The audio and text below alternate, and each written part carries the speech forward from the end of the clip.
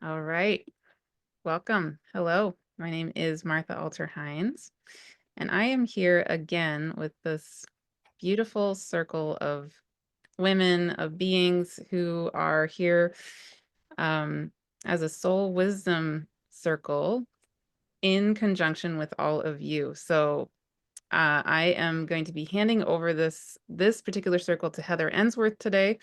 But I just want to say hello. I want to welcome you all into this conversation, and to give you a sense, if you haven't seen our previous Soul Wisdom Circles, go back and watch those. I think that today might be our fifth, something along those lines. And the purpose of these circles really is about inviting us all as a collective to come into our own hearts, into the reality that we each are the wisdom of existence. We are the wisdom of infinity, and we are all needed. So as we're holding these wisdom circles, what we are really attempting to do is, again, invite each of us, invite each of you to come grounded into our own hearts, our own remembering, our own way of being the precise gift that the world is needing in this time of great remembering, and to really demonstrate that we're all in this together, and there's no one guru who has all the answers. It's all of us here as a collective, as a circle, and that includes all of you. So today, our theme, which Heather is going to elaborate on, is really about choices, and really about this choice moment that we are all in, always, but especially in this time right now. So today, again, we have, just to name who's here, is Julia Balaz, Maura McBratney, Melanie Reinhart, Kelley Hunter, Heather Ensworth, Anne Baring, Don Brunke, and myself. And with that, Heather, go for it. Thank you, Martha. And again, it's such an honor to be in this sacred circle. So thank you all. And it's also an honor to be in the larger circle of all of you listening, all of you who are a part of this sacred community. Before we begin, let's open with a meditation to call us into sacred space. And as I did in our first Soul Wisdom Circle, I'm going to use the medicine wheel to guide us into sacred space. This is a part of my practice. I think it's profound in that it's a ceremonial meditation practice that's at the root of almost all spiritual traditions. And it's a beautiful way of remembering our interconnectedness with all that is, and a beautiful path to come back to center. And I think in the turbulence of these times, we all need ways to come back to center. So let's honor the medicine wheel and move into sacred space together. So let's close our eyes and just breathe out deeply, releasing whatever you need to release to be fully present in this moment. And allow yourself to continue breathing in slowly and deeply, feeling your feet connecting to the earth, grounding you, supporting you. And now together we'll honor the directions of the medicine wheel, beginning in the south.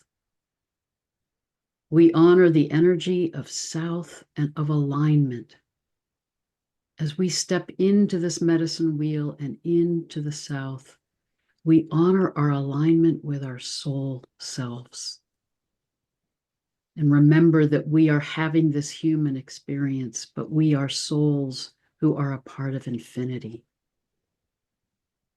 And as we stand in the south, we also honor the energies in the sky of Aquarius, the water bear pouring the living waters of love and wisdom to us from the cosmos, helping us come back into alignment.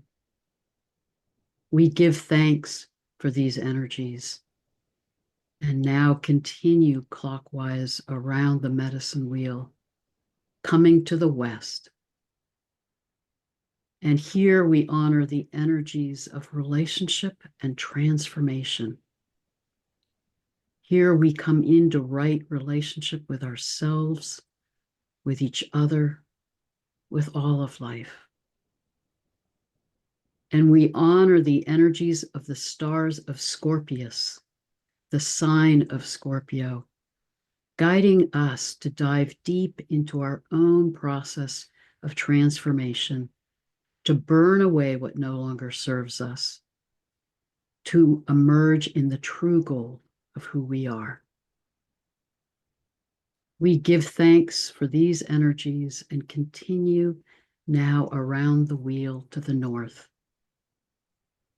Here we honor the energy of consciousness, that light of consciousness that can guide us to see those aspects of ourselves that have been hidden in the shadows, to bring them into the light of awareness, for us to heal and awaken and transform.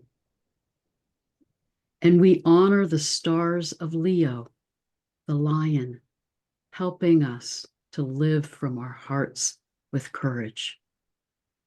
We give thanks for these energies and now continue to the east.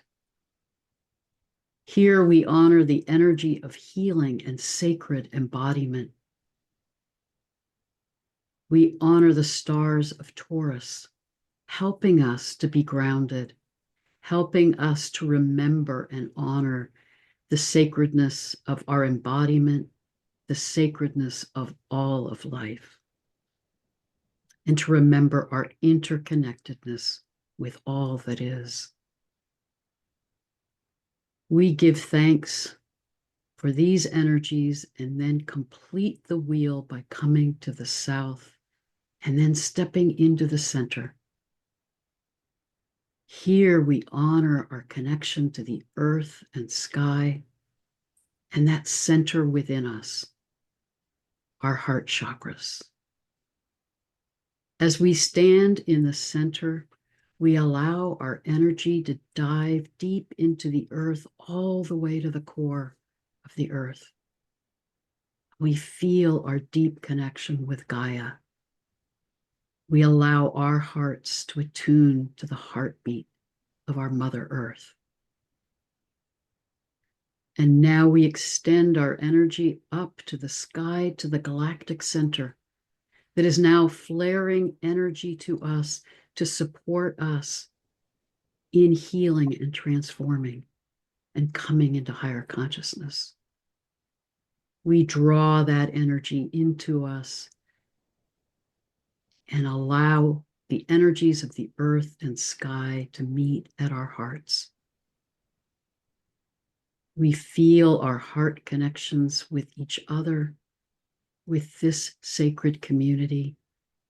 We hold that healing energy of our hearts to connect together to create this healing grid around the earth. And we honor that we are now in sacred space together. Blessed be.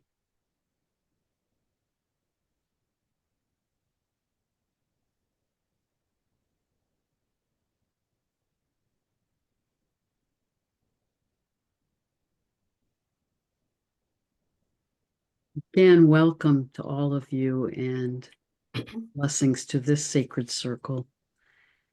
Our theme today, as Martha said, and maybe I'll open us by talking a little bit about this theme, and then we'll each share our thoughts and reflections. But the theme for today is about this incredibly profound time that we're in. And this month in particular is so profound astrologically and energetically.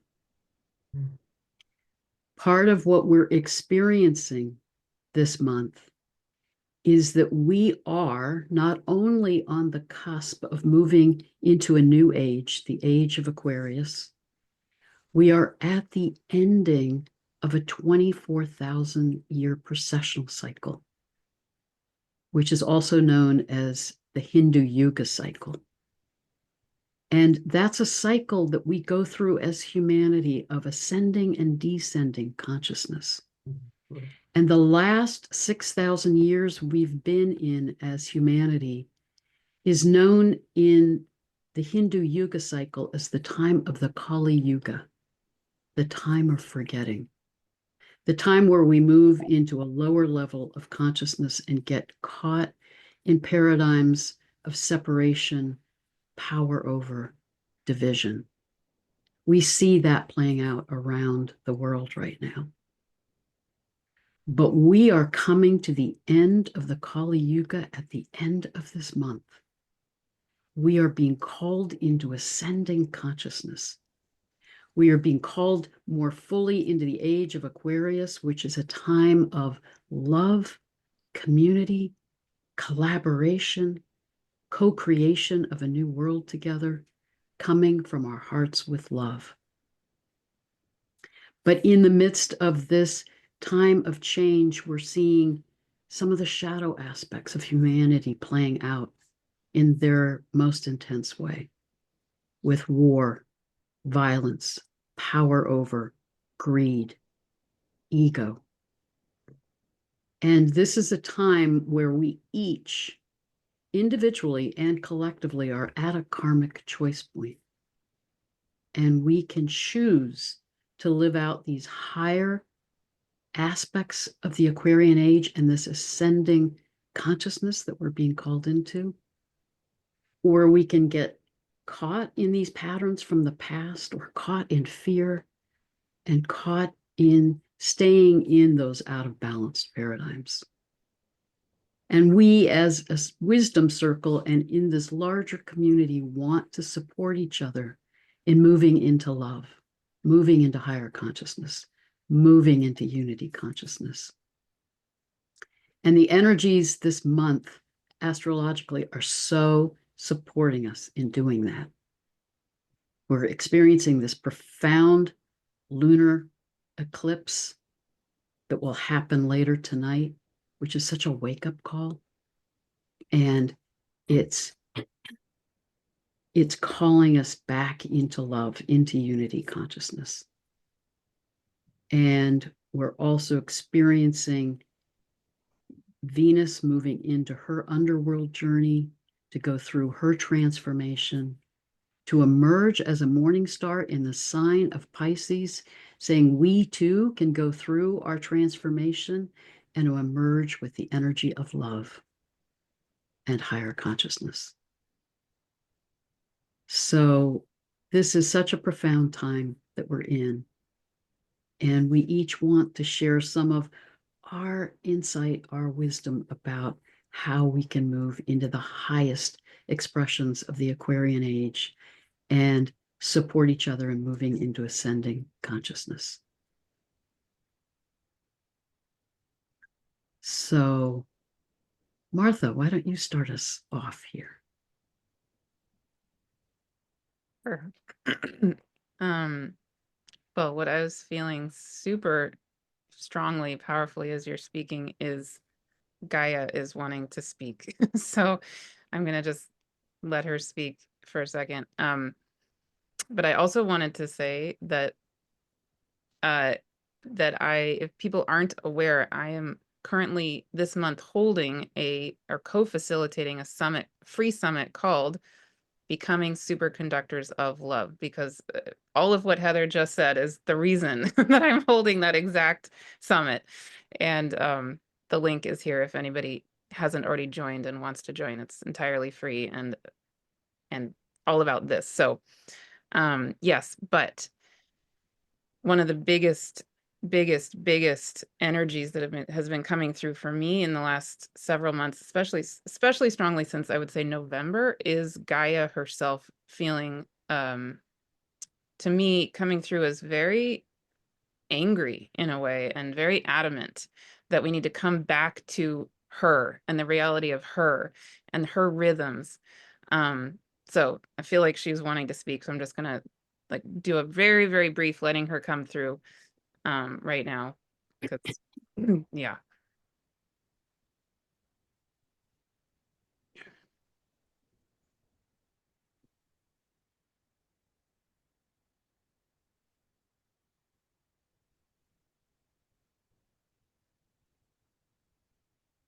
Yes. Okay. So welcome. Thank you. And I am speaking as a vibration and an emanation of Gaia, of the earth. And I want to convey two main brief messages right now. One is a reminder that I am you. You are me. And I want to help to support you to feel that, to feel the vibration of it, to feel the reality of it, to come back into feeling, in a sense, clicked in, locked into this reality that you are me, you are Gaia. And so one of the greatest keys to this time of great remembering, as Heather's mentioning, is the reality that I need you to come back to the rhythm of myself, of Gaia, of the earth. I need you to come back now, because one of the greatest components of the time of the great forgetting is getting out of lockstep with me, getting out of the rhythm of the reality that all of life here is life itself. So it's a very visceral request, actually, is to come back into the slow, long, deep breath of your own body, of your own respiratory system, your own cardiovascular system, the rhythm of your own heart beating in time with me, and the rhythm of yourself, even if you think of waves of an ocean,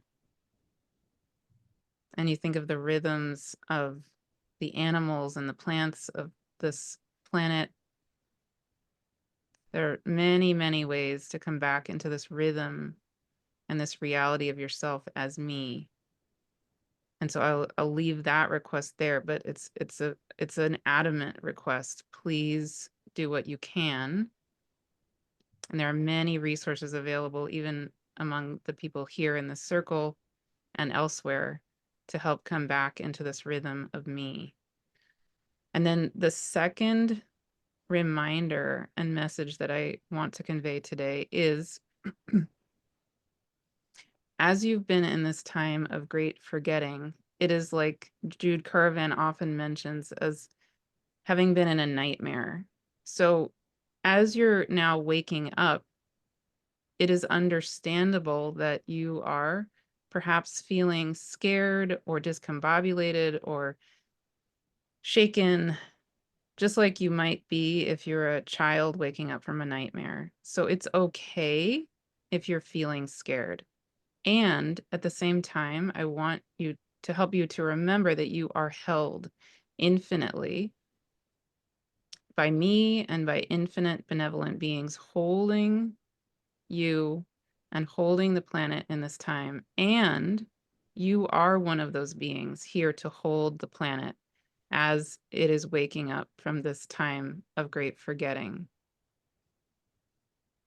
So I just want to support you to feel that deeply, to remember that deeply.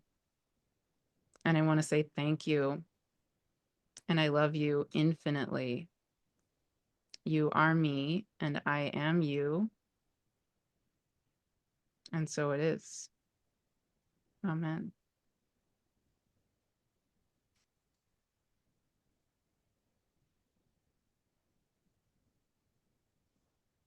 Thank you, Martha.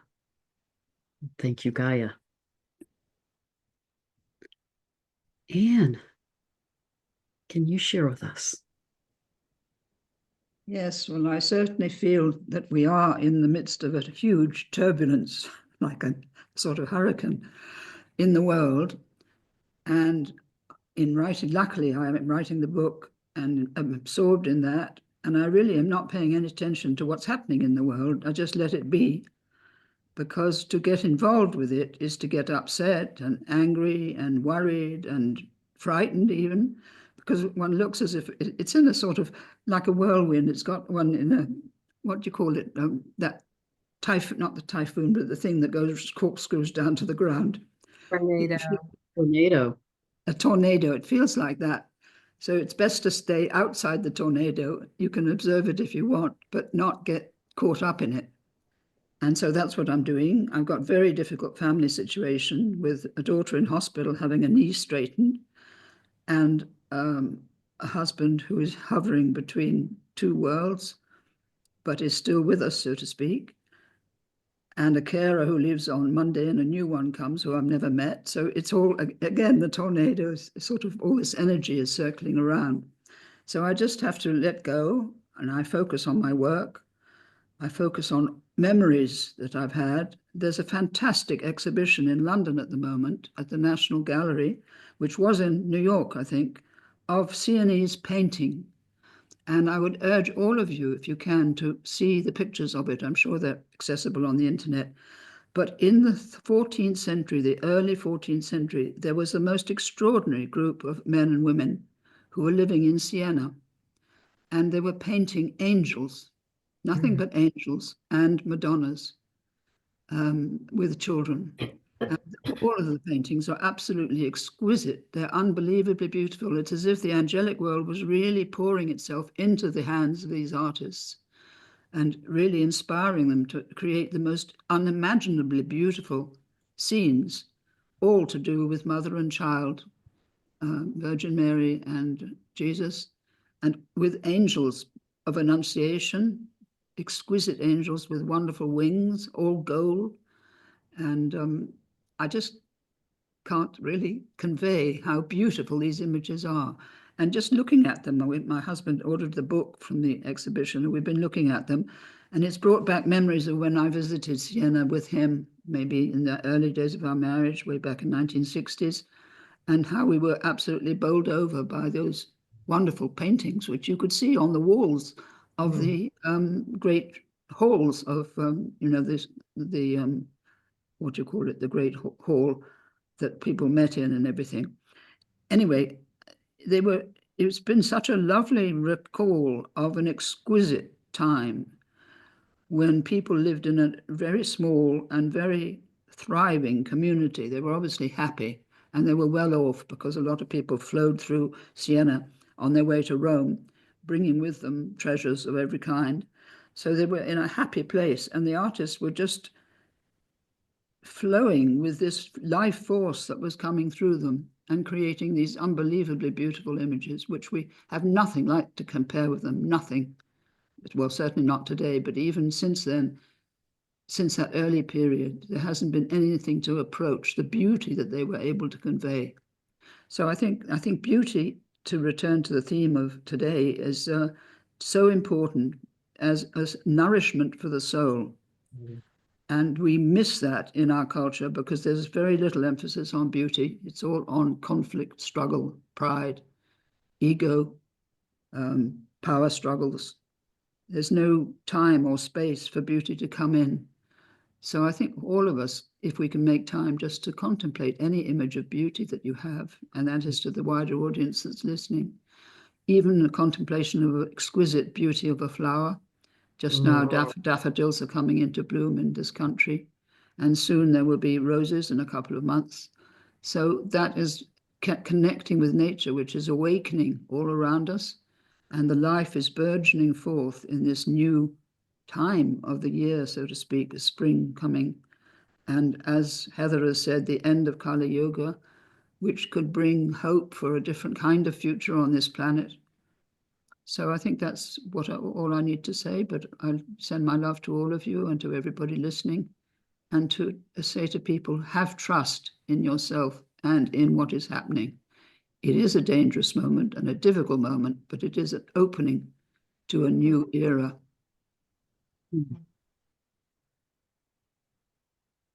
Thank you, Anne. Beautiful. Thank you. Dawn.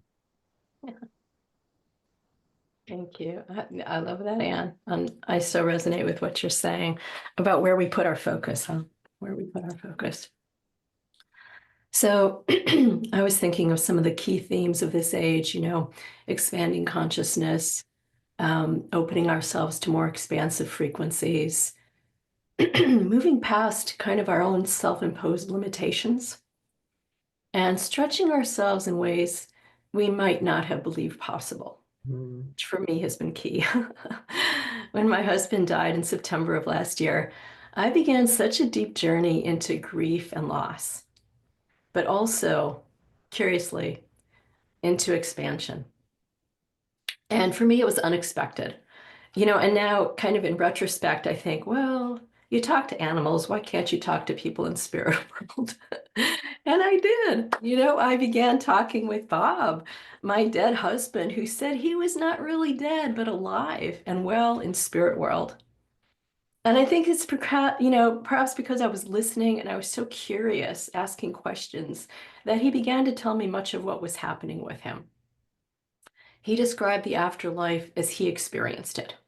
And he was really quick to tell me that this was his afterlife and that every afterlife was a bit different, depended on many things, including the beliefs we held on Earth.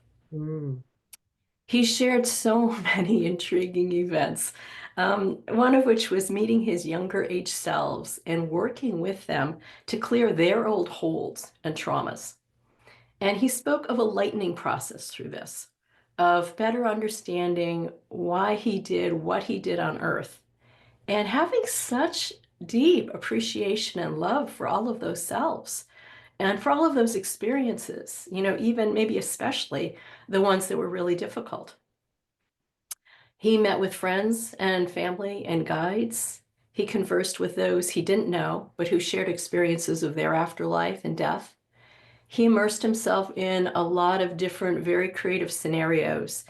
And through all these stories, I realized, oh, he's observing things about his former physical life in very non-judgmental ways, in a manner that he, I'll tell you, he was not able to do while he was alive, but he was doing it now.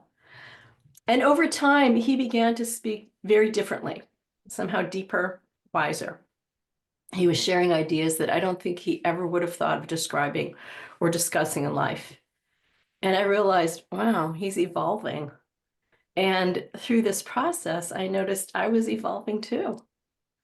I talked with him every morning. I would record our conversations on my laptop.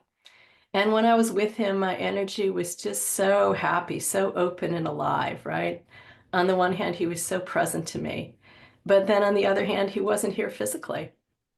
And on my own, I was moving through a lot of emotions, difficult emotions, loss, sadness, emptiness, a sense of hollowness, you know, I was doing it, actually moving through those fairly quickly, but deeply. I really wanted to sit with those emotions. I wanted to feel them intensely. I wanted to get to know them. And I was stretching myself, both when I was talking with him and when I wasn't. And I started to become a different person. We both felt our conversations had put us on a fast track, you know.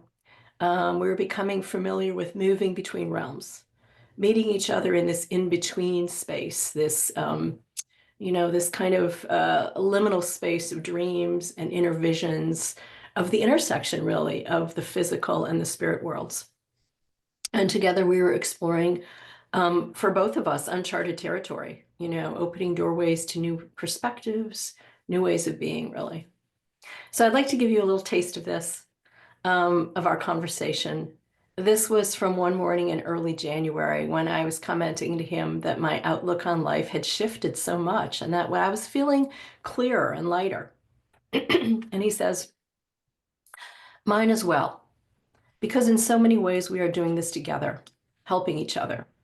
And so it is faster for us, easier for us, because we are doing this together.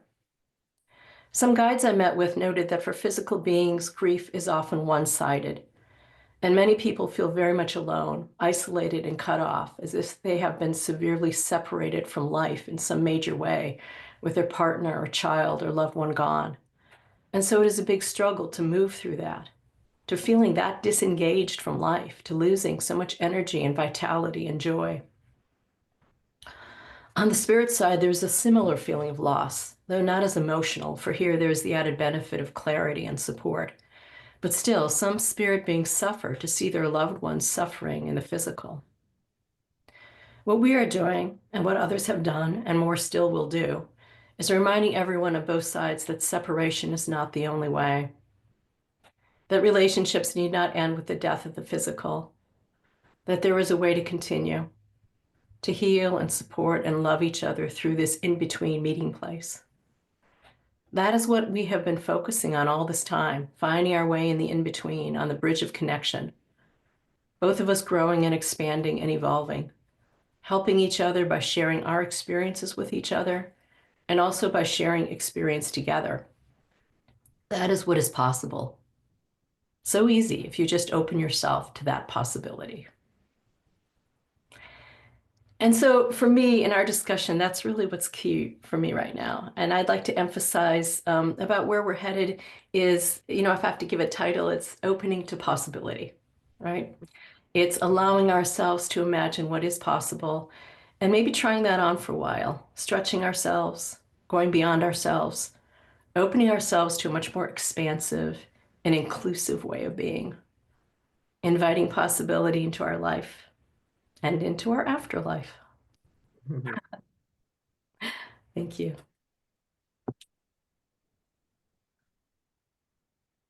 Thank you, Dawn. That's profound. Thank you. Kelley. I'm still with the flowers and angels. They're certainly resonating. I want to share an experience I had early in this year when I was on the North Shore of Kauai, which heads out up to Alaska. And it was there was a strong surge in the water. I was sitting on the beach a little bit, at least every day, but there was a very strong surge way out. You could see the waves coming in like, foamy waves way out there. And they'd come in and the roar of the waves, had a strong voice. And so the waves would come in and every day I would watch the waves. There wasn't much swimming, but there was a seal on the beach. And there it was toward the end of the road, and there was just this lovely peaked mountain landscape. It was almost a different otherworldly place. And it was the last couple of days I was there, and it often rained just a little bit mistily. And I was listening to these waves coming in, the roar of the waves, and watching those waves come in and then come crashing onto the shore, these strong waves. And then they would go out and with still a lot of that incoming strength. And they would go out and there would be another wave coming in, and the outgoing wave would go over that. But when they met, the incoming wave and the outcoming wave, there was like this, this foamy like ribbon that would go across the wave meetings. And then the outgoing wave would keep going. And it would meet another incoming wave, and there would be another one of those foamy ribbons that you could hear and that you could see. And then, the outgoing wave would finally lose its strength and would sort of disappear, but the incoming waves, were coming in, and then they would turn around and go out. And just watching these waves. And I also noticed, and this was the very last day, it might have been where the sun was, but as the incoming wave was making its last curl over to land, somewhere in there, there was like a translucent flash of turquoise. And I'd never seen that before. So the incoming wave, and I was trying to catch it like right when it curled over, there was just this turquoise light. And I really got caught by that. And I was watching that because that to me was like a guiding moment. Like, when does that happen for each wave? And so it was meaningful to me. But the whole experience just reverberated so strongly. Both the strong voice of the waves and the power of the incoming waves and the outgoing waves, and how the outgoing waves still had a lot of strength, but the incoming waves kept coming over and land on the beach. And I think that's where we're at. We're on the beach, and we can even either be pulled into the undertow of that outgoing wave that's still pretty strong, or we can be kind of riding on the incoming wave and that flash of turquoise, be like a kind of guide. And I do feel like we're just, and the surge is as strong as we're feeling the energies right now. Very strong energies incoming, but the equally, not quite equally, but the still strong outgoing waves that are very compelling. Nobody was surfing those few days. You know, the waves were too much to ride, and even the seal was not going in the water to go hunting for food for a few days there because that surge was so strong. So there was a kind of, I don't want to call it a pause moment because it was way too vibrant and well, I don't want to say noisy either, but that strong voice or song of the deep, deep ocean coming in. So I feel like that was such a beautiful experience. That was my key experience of the whole visit was that experience with the waves and that turquoise flash, which I'd never ever seen before. And I just want to share too that the last time I was at this place in the world was the only other time I was in Hawaii, and that was in 1973. And I was revisiting the place I used to stay back then, which was, like a little over 50 years ago. So that also had a reverberation in me that I can't quite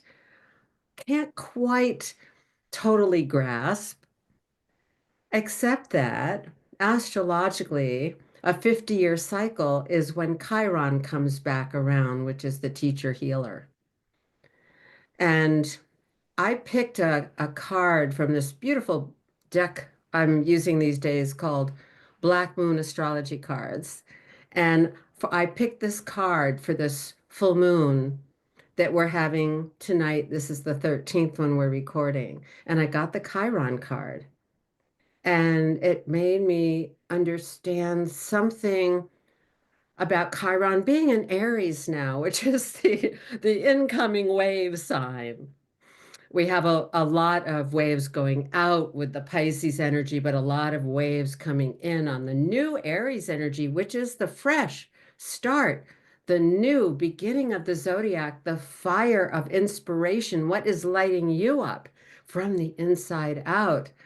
And it comes from our hearts. What is lighting up your heart? And it's going to be new, and it's going to be fresh, and it's going to be somewhat different. And it holds some kind of healing energy that allows us to let the waters just flow under the bridge with compassion and forgiveness and that sense of that's who we were then, that's what was going on then. But let's let those waves go out and ride in that new wave of the freshness and the Chiron, which wants to align spiritually, mentally, emotionally, and physically so that we're embodying the wholeness of who we are and being true and in Aries integrity, being centered in who we are in the deepest way that we can experience and embody, which is celestial, which is soul-filled, which is embodied in a very deep way with Gaia. And to be so present that we're allowing whatever is arising in that moment, whatever is flashing fresh and inspirational in that moment can be where we're at, can be who we are, what we are doing, what impulse we follow rather than shrinking in old stuff and automatic patterns and safe modalities. You know, let those pass out, because we want to catch that new wave that is opening, you know, in the doors of these eclipses this month and onward. This is an extraordinary time. And it's a new time, it's a fresh time, as if we've never been here before. And we probably have not. So each moment is arising afresh. And as much as we can be in that arising moment, let's catch that turquoise light. So that's what I wanted to share. That's been my guiding experience of this year. Beautiful, Kelley. Thank you. Thank you. Maura.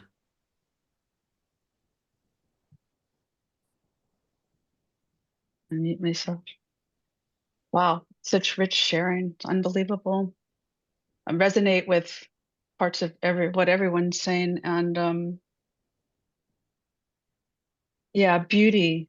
And I've always felt that like we're able to make that a primary value, that life would change dramatically everywhere in our world, in our own world, and the earth itself.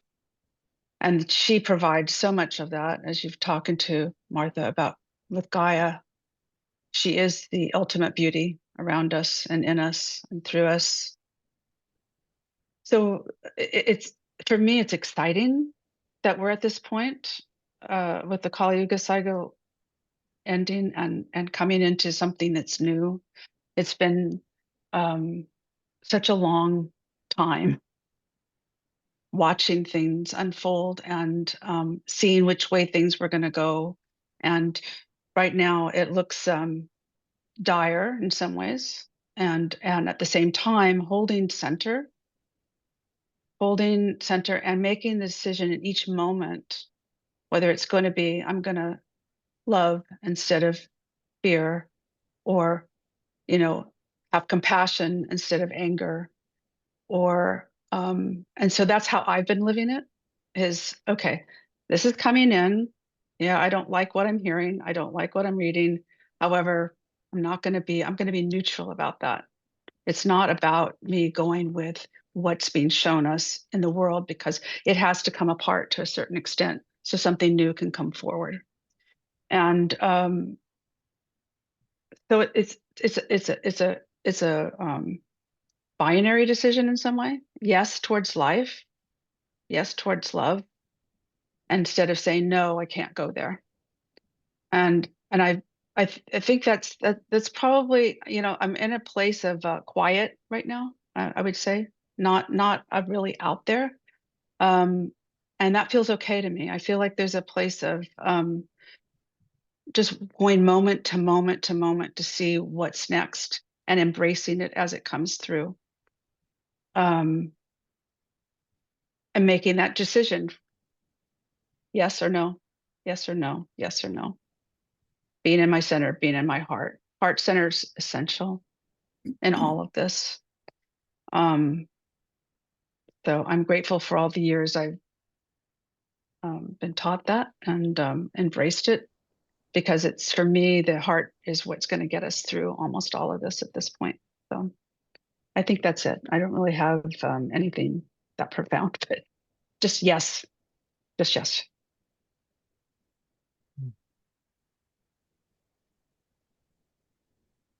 Thank you, Maura. Yes to life. Julia. Thank you. Oh, what a gift to be here with you all. Kelley, I believe that turquoise that you mentioned, the glimpse that you got, to me, turquoise coming through the water glimpse is a manifestation of frequency of the higher heart chakra, right? It's the love meeting the wisdom that wants to express itself. I always thought that there's a higher heart chakra that is connected to our soul heart, and I always thought it's turquoise. So that perhaps it was like a wink from ocean showing you its love, you know, because you were paying attention. And I think that's the key when we are in this utter reverence with life. It knows that we are paying attention. It immediately becomes playful and it responds. And it's magical to live in that frequency. So what I'm really grateful about is witnessing our collective growing our capacity for consciously experiencing greater and greater interconnectedness of all life. And for some people, like mentioned here today, it is through becoming more in tune with Mother Nature, really feeling her, seeing her, sensing her, responding to her calls. For others, it's becoming more in tune with animals, what they perceive, what they feel like. We are becoming much more compassionate with their experience and really realizing how wise and conscious and aware they are, and so much more in tune with cycles of life and nature herself. We really can learn so much from them. For others, it's connecting with our loved ones on the other side and how good we are becoming at hearing and feeling and sensing that connection that doesn't cease with the transition to the non-physical. And for some, it is becoming more in tune with feeling, sensing the celestial bodies talking to us, guiding us. And for me personally, when I entered this year, I was set on diving deeper into asteroid Atlantis because I see so much evidence how it guides us to remember our past lives or future lives, parallel lives, connections to that ancient era. So many of us are walking this earth that have profound connection to the Atlantean era in all its forms. And in the last week or two, I was ready to write more on Atlantis, but I couldn't. It was all about Lemuria. For the first time, Lemuria was coming in so strongly for me. And as I was preparing for this call just 2 days ago, within the last 48 hours, so I actually looked at the transits of asteroid Hawaii, which I strongly believe is connected to the era of the ancient Lemuria, because anyone I've met who has strong embodied wisdom that deeply connects to the ancient Lemurian era, if I look at their chart, to no surprise, the asteroid Hawaii would be prominent, very close to a planet, usually personal planet, or sitting on their midheaven or ninth house, where their teachings of Lemurian wisdom is coming through. So today and during the lunar eclipse, surprise, surprise, asteroid Hawaii is exact conjunct Mars in Cancer. So how this manifests on the collective level is that it really awakens our almost like primal need to protect what is sacred, just like Martha was timely channeling what Mother Earth is calling us to do. And I feel that ancient Lemurian ways through this asteroid Hawaii that is being accompanied by Mars during this very particular transformational time that we are going through, we are called to remember the ancient ways when we were in greater harmony with nature, when we felt and heard and seen waters, the sacred waters that are everywhere, inside us, outside, in the air, in the ocean. You know, we are really called to connect deeply to that. So thank you so much, Kelley, for showing us an example of what that might be like. It can be truly a profound experience when we connect deeper with the wisdom of the water. So for the entire month of March, until the end of March, asteroid Hawaii will be accompanied with Mars. So I want to ask the audience, take time to reflect on what is coming, what is being stirred in you in terms of remembering your ancient memories to times when you were embodying a way of life that is in harmony with nature, with Mother Earth and the entire cosmos. And because Mars is here in Cancer, we are called to have courage to embody it and protect it and guard it and speak about it.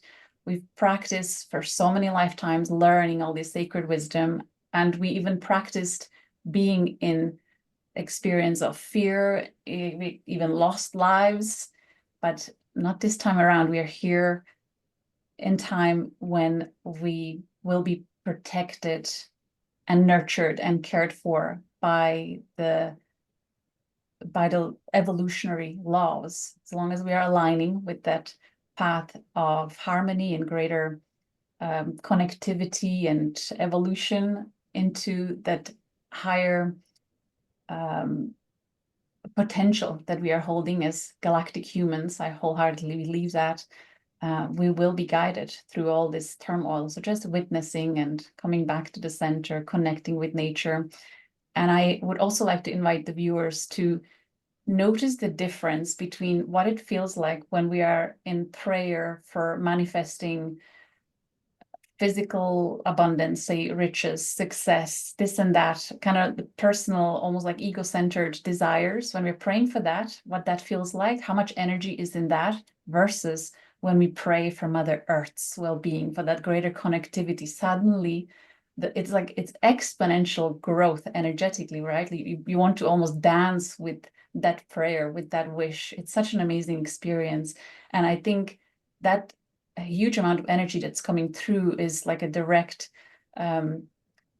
sign that yes, we right now, that's what we are meant to pray for Earth. We really are here for her and collectively holding space for her. So Arta, you expressed it so beautifully, that channeling from her to just really return to her, and everything else will fall into place.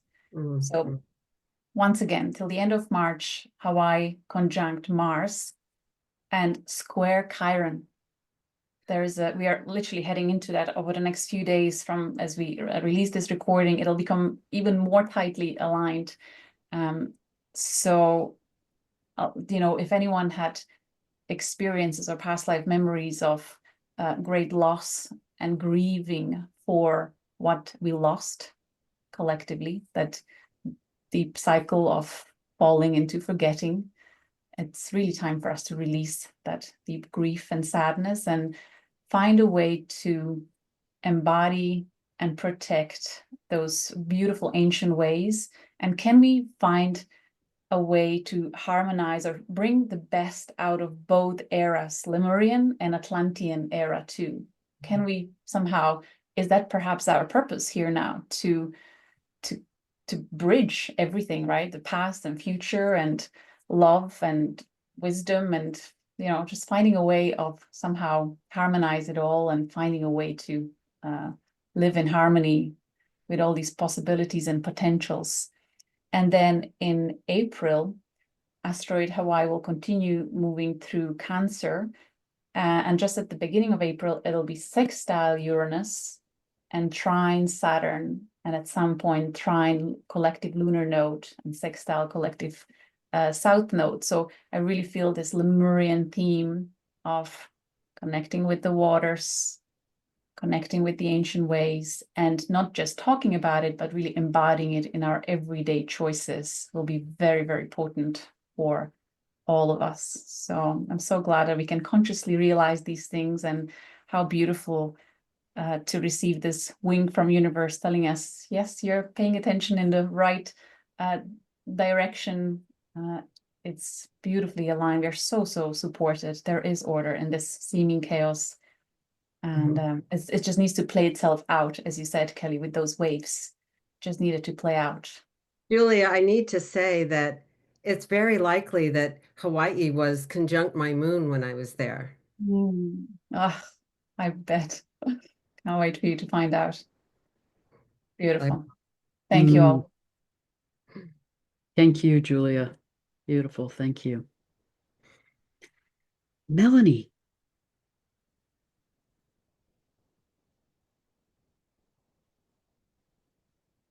Well, hello, everybody out there watching us, watching you.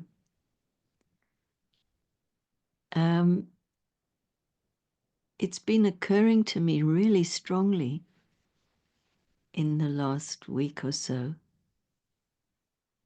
that, you know, we're bearing witness to the most incredible upheavals on the earth, sociopolitically, but also in the earth, of the earth.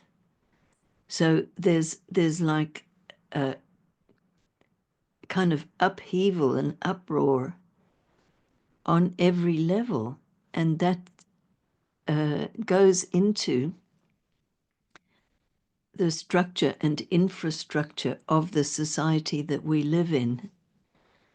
And I'm sure probably all of us have possibly amusing, but also very annoying sometimes, anecdotes about how stuff isn't working in terms of bureaucracies and official things that you have to do. It can be a massive effort. But it's, to me, so clear that that's like an echo of something that's also happening within us. In other words, the established patterns of our own behavior that our ego structures are actually built on. So the very internal structures that define, to some extent, how our life goes, they're kind of interchangeable with what goes on, quote unquote, out there in society. And so what a phenomenal opportunity we have here. It's like our cages are all being rattled. You know, even for those of us who work really hard to stay centered and all of that, we can't help being affected by the uproar and the upheaval, because that is what's supposed to be happening. And that ripples right through to the core of our being. So certainly in my own experience,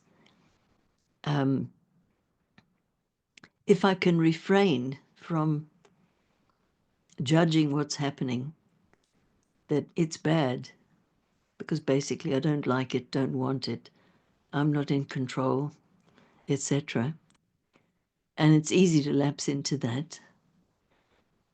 It's also easy to get afraid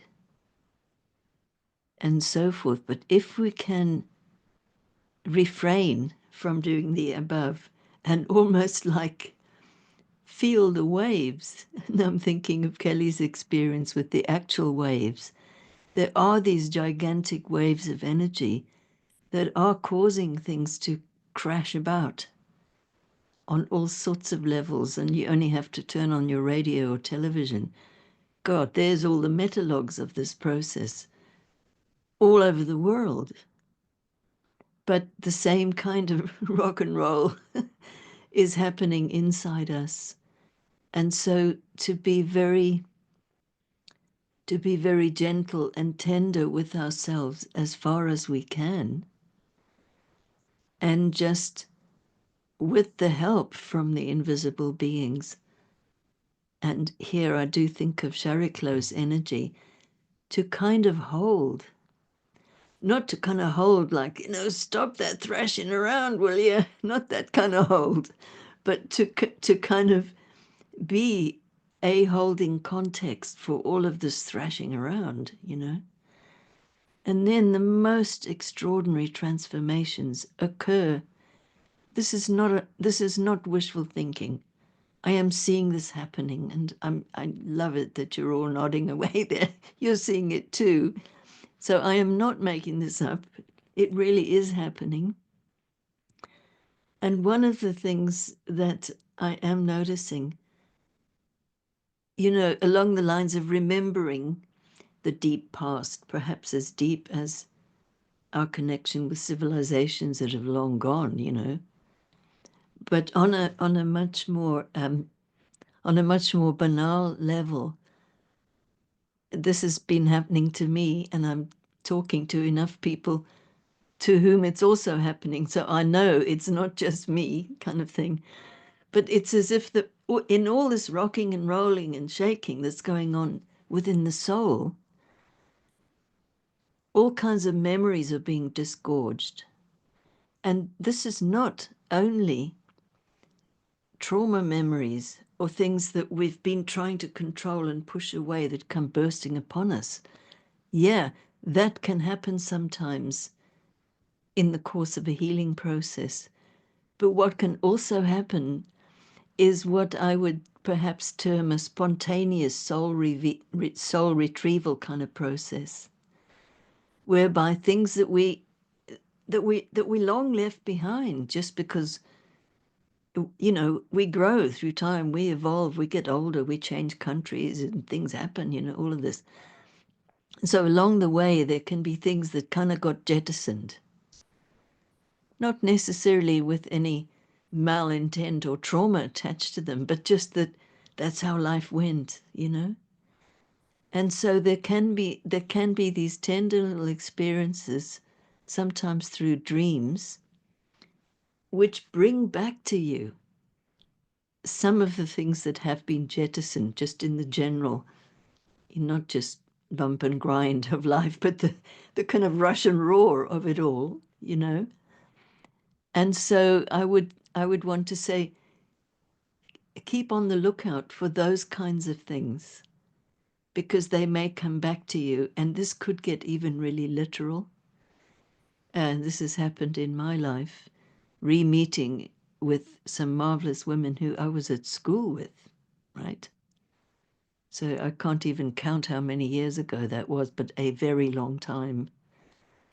And one of them has a photographic memory of everything.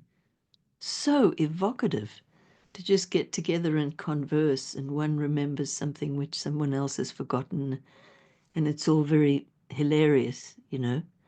So the past is returning to us in this very positive way, which I would want to say, don't discount that, because there's something about memory which is very akin to soul, you know. And I also, in this kind of, it's not a deliberate excavation because it's things just arising from the past, I reconnected in quite a big way with what became known as the war poets.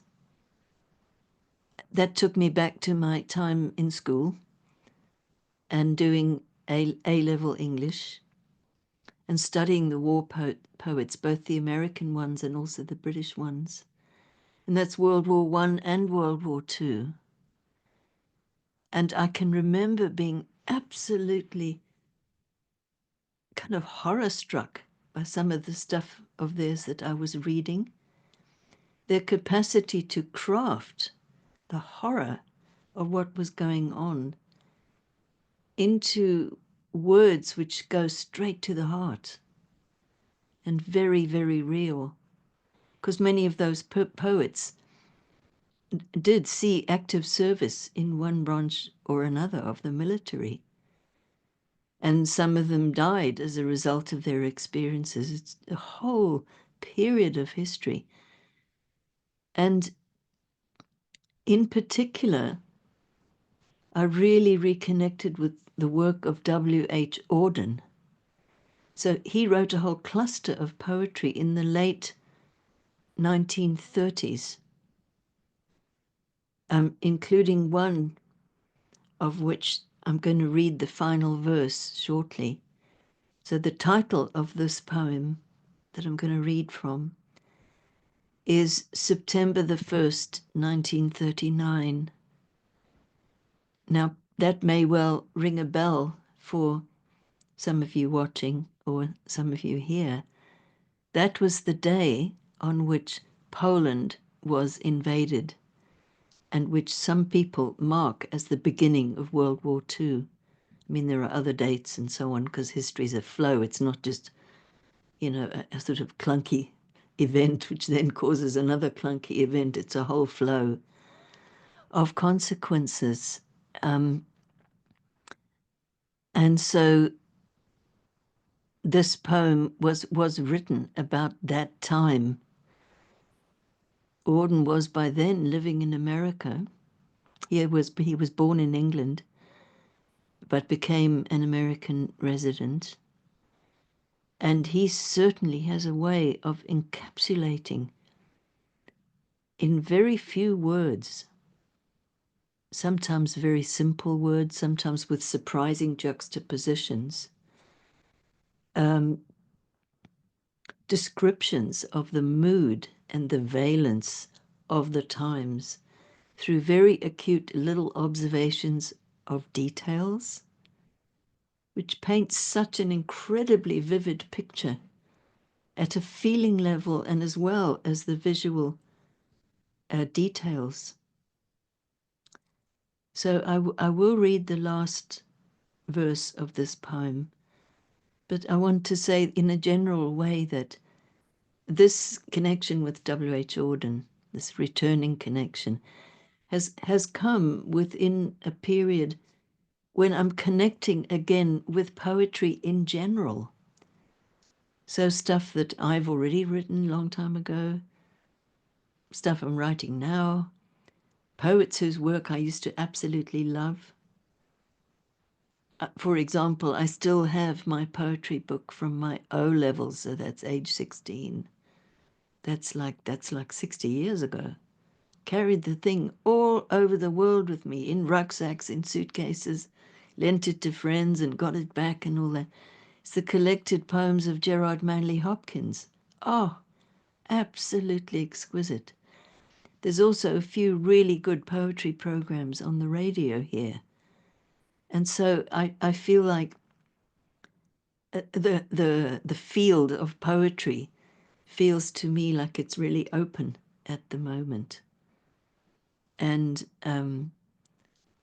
I, of course, associate that with Neptune in the sense of being able to generate a field of feeling and experience and so forth, that in its own way can wash clean the agitated mind or the dilemmaed mind. It's a new adjective. We get dilemmaed, which sounds to me like a nautical term. Dilemmaed is when you turn over in the surf or something. So certainly one of the avenues to beauty for me is definitely poetry. Poetry old, poetry new, poetry written by people I know, or by me, or by people I don't know and never will. So in the beginning of this poem, whose final verse I want to read, there's a lot of pained, wry observations about the world at that time, which was very, very dark, very grim, was on the edge of World War II, okay? Lots of references to things. He almost sounds like a wraith walking through New York City, or walking through any big city where people are doing apparently normal things,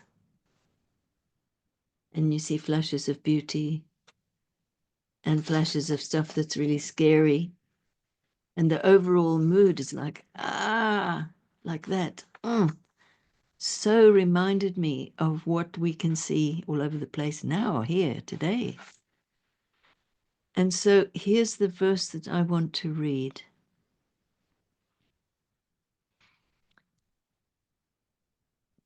Defenseless under the night, our world in stupor lies. Yet, dotted everywhere, ironic points of light flash out wherever the just exchange their messages. May I, composed like them of eros and of dust, beleaguered by the same negation and despair, show an affirming flame.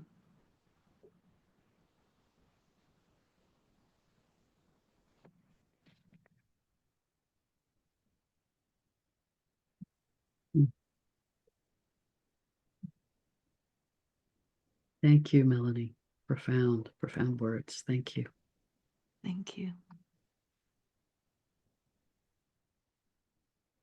This has been such a rich, sacred circle. Let me just share a few personal insights or thoughts or reflections about this time before we close the circle. For me, it, as you were saying so beautifully, Melanie, it is like that hermetic principle, as above, so below. As it is within us, so it is outside of us. As it is outside of us, so it is within us. We're just feeling all the intensity of this time.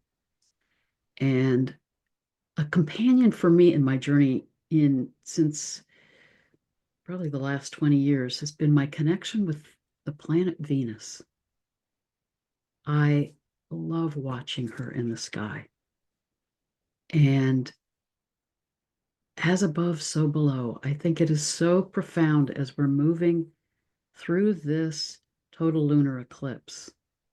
Venus has been in her descent and is merging with the sun to be in her inferior conjunction in her underworld journey. And our understanding of the Venus cycle comes from our earliest known written myth, the myth of Inanna, that came at the time of the shifting from the age of Taurus into the age of Aries. The myth talks about the storminess of that time and the shifts that were happening. And we're there in an incredible time of change and transformation now. So the story can be a guide to us.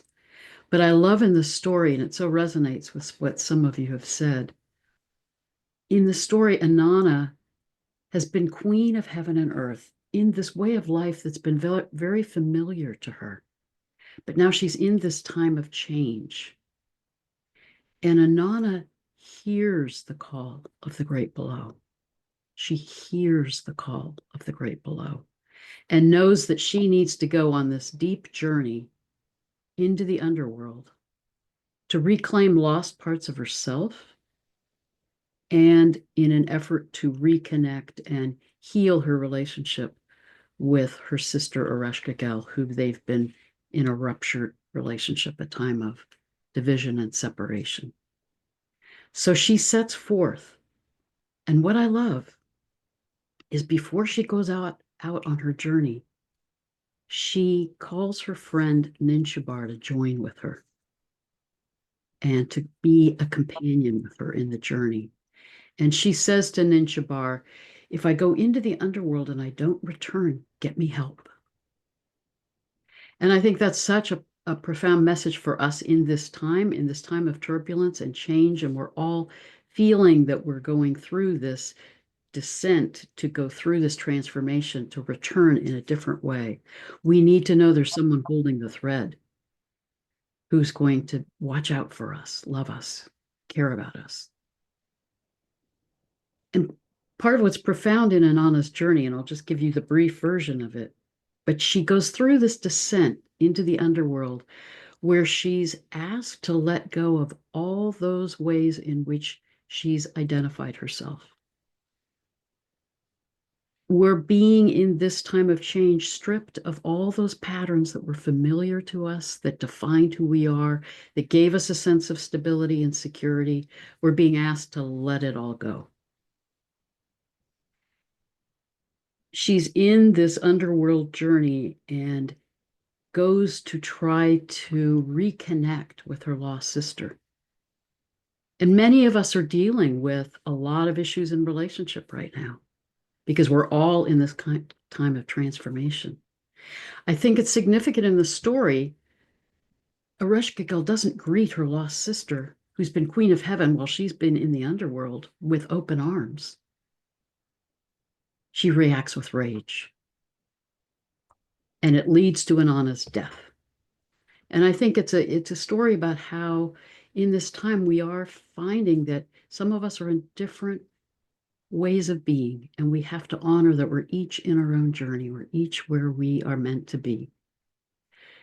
So Inanna isn't able to heal that relationship, though she tried and she longed to. And many times we can't heal relationships if both people aren't willing to be in that journey, in that process. But Inanna's still on her own healing journey. She's there in the underworld and going through her own death and resurrection process. But meanwhile, Ninshabar goes and gets help and calls on Enki, the god of wisdom, who knows how to move between the worlds, to send these earth creatures of food and water and restoration to revive Inanna, to help her come back and return to the upper world.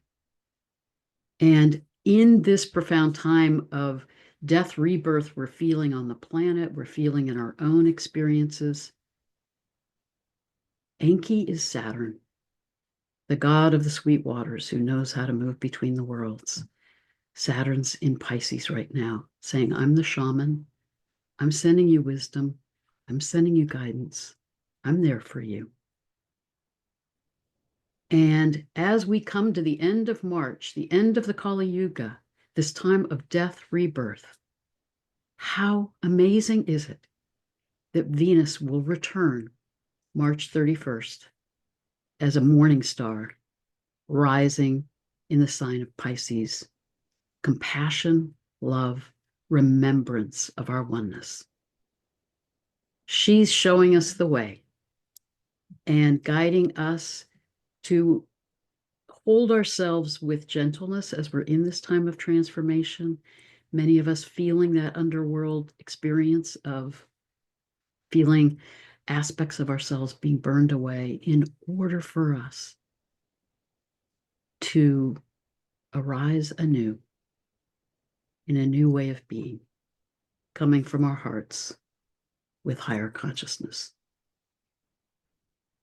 Thank you, Venus. Blessed be.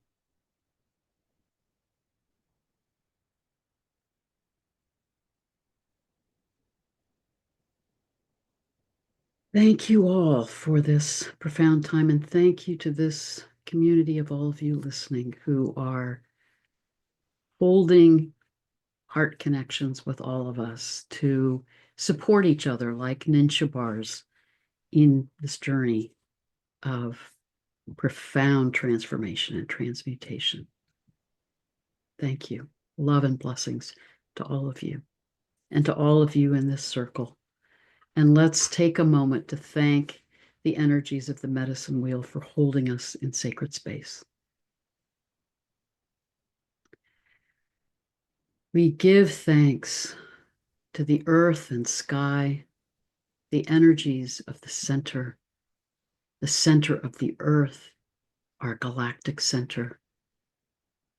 We give thanks to all the energies of the directions, holding the energies of the earth and sky to hold us in wholeness. We give thanks to the energies of the south, the west, the north, and the east. We give thanks to all our spirit guides and helpers. We give thanks for each other as we step out of sacred space, but continue to feel our heart connections with and for each other as we move through this profound time of transformation. Blessed be.